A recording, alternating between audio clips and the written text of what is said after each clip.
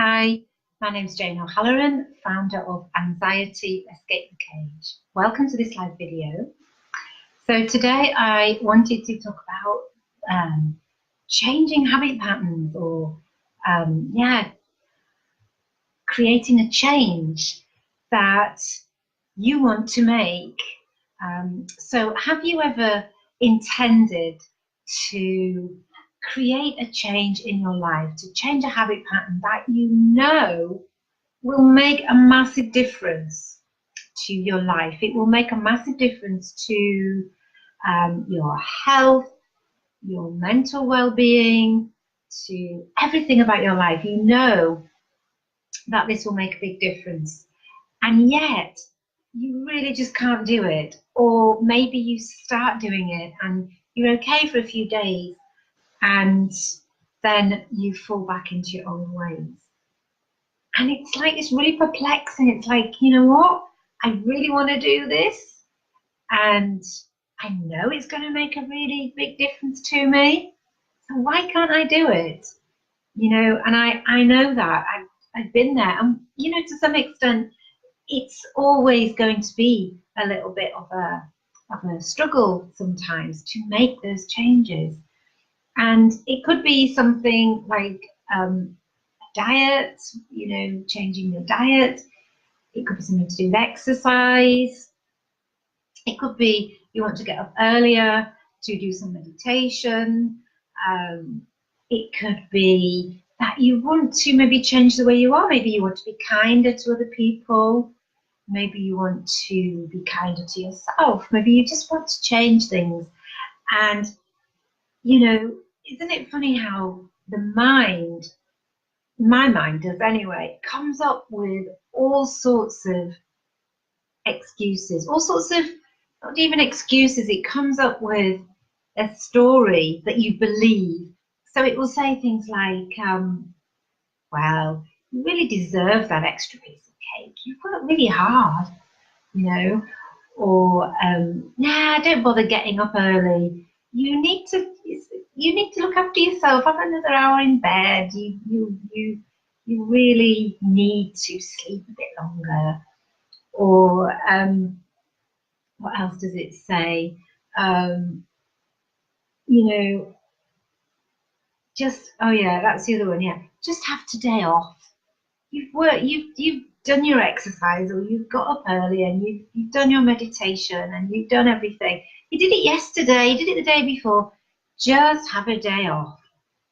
And in that sort of moment, you believe the story of your mind. You think, yeah, well, I did do it yesterday, the day before. God, I deserve a day off. Or I've worked so hard. I really need that extra piece of cake. Oh God, I really need to lie in bed. It's so nice in here. And why not look after yourself? Why not spoil yourself? Who else is going to spoil you? Just stay in bed a bit longer. And then you get up later and you think, oh God, only I'd have got up early and I'd have got all this done. Whatever it is. So the mind gives you these stories. It feeds you these stories. And in that moment, we believe them because it's so compulsive. And why does it do that? Why does the mind do that? Well, it's because subconsciously you're sabotaging yourself. You have some, and we all have, subconscious beliefs that are so ingrained that you're having to battle with that. So you might have a subconscious belief that says, well, the only way you can really nurture yourself is through food, is through eating. Or you might have a subconscious belief that says you don't really deserve to be happy or well. Or you might have a subconscious belief that says it's really a bit frightening, this change, and actually I'm quite happy to stay safe. Who knows what might happen when you change? And so, you have these subconscious beliefs that are running like a script underneath. So your conscious mind is like, yes, I would like to do this because I know that this is really going to make an impact on my life. But if your subconscious is not on board, it's just not going to happen. And, you know, I've done it. I mean, do you find sometimes like you watch yourself? Like I've watched myself reaching for an extra biscuit.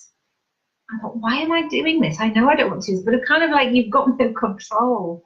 You sort of watch yourself and my hand moves to the biscuit tin, gets a biscuit out, and then my hand moves to my mouth. And I've sworn that I'm going to, you know, go on a diet or whatever it is.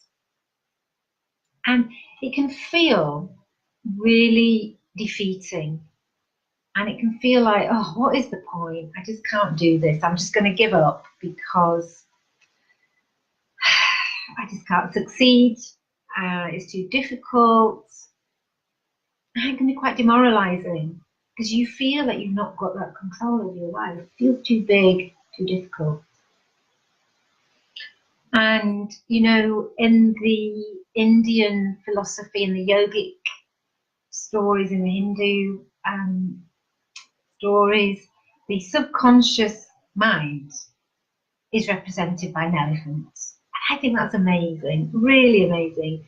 And because the elephant never forgets. And if that elephant does not want to move, you are not going to move that elephant.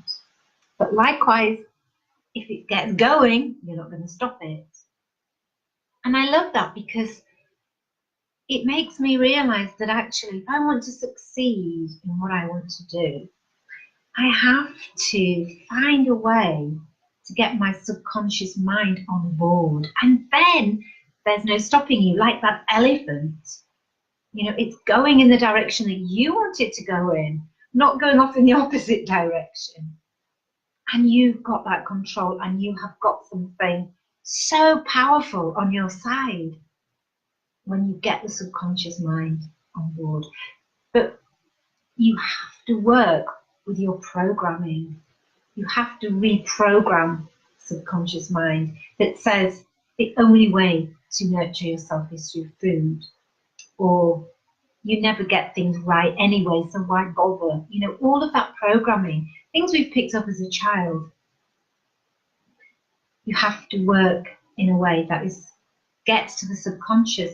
And you know, in my program that I teach and I work with people, we work in a really powerful way to work with the subconscious mind.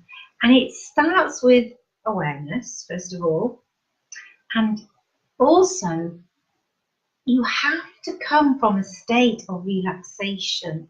You cannot access the subconscious mind unless you are relaxed.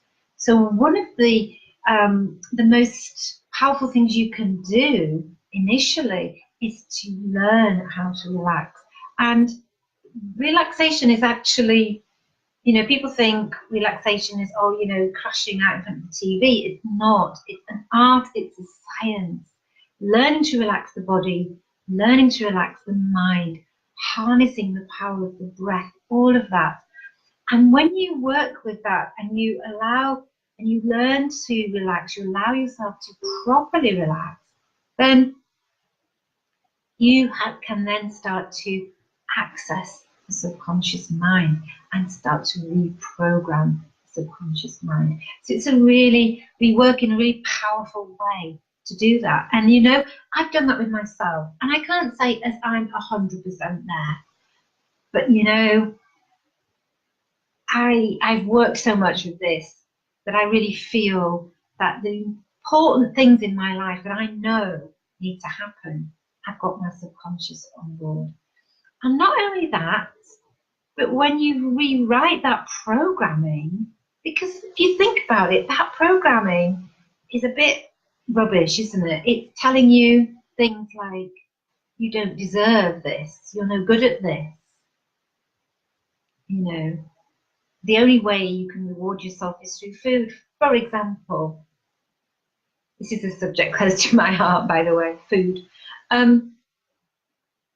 That programming is really not serving you, and that programming is keeping you stuck in your unhelpful habit patterns, it's keeping you stuck in low self-esteem, it's keeping you stuck in anxiety.